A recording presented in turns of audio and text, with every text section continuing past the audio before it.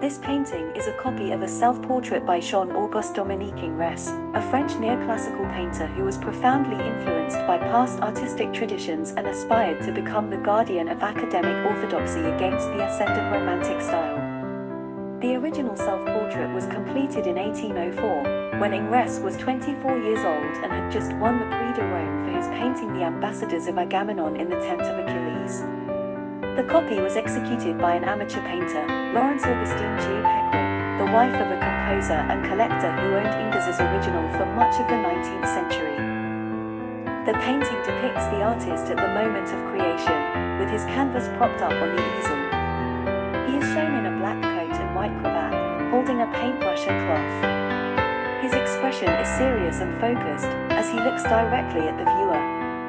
The background is a dark brown, with the artist's easel visible. The painting is a faithful reproduction of Ingres's style, which reveals his close study of Italian and Flemish Renaissance masters. He used smooth and precise brushstrokes, and paid attention to the details of anatomy, clothing, and lighting. He also distorted some forms and spaces to create a harmonious and idealized image of himself. Copying was a typical means for painters to hone their skills and learn from the masters. Ingres himself copied many works by Raphael, Leonardo da Vinci, and other artists he admired. He also encouraged his students and followers to copy his own works, as he considered himself the defender of the classical tradition. He once said, "Only copy, young man, and you will become a great painter." This painting is currently on view at the Met Fifth Avenue in Gallery 640, as part of the European Paintings collection. Ingres was a major influence on later artists, especially those who admired his mastery of drawing and his classical style. Some of the artists who were inspired by Ingres include Edgar Degas. He was fascinated by Ingres's portraits and drawings, and copied many of them in his own sketchbooks.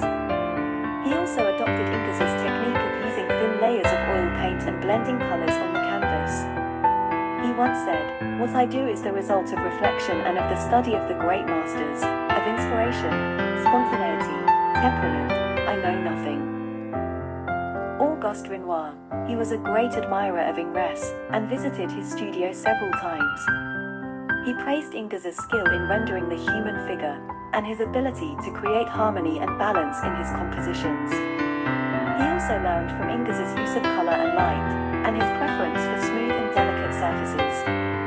He once said, "Between us, the only painter who sees nature and renders it without tricks, without difficulties, without hesitation, is Ingres." Henri Matisse. He was influenced by Ingres's expressive distortions of form and space, and his use of line as a means of expression. He also admired Ingres's Orientalist paintings, such as the Turkish bath, and incorporated elements of exoticism and sensuality in his own works. He once said, "Ingres is the first of the moderns, the greatest draftsman of all time." Pablo Picasso. He was inspired by Ingres's classical and academic style, and his exploration of different genres and themes. He also appreciated Ingres's innovation and experimentation, and his willingness to break the rules of perspective and anatomy. He once said, "Ingres is the father of us all." These are just some examples of how Ingres influenced later artists.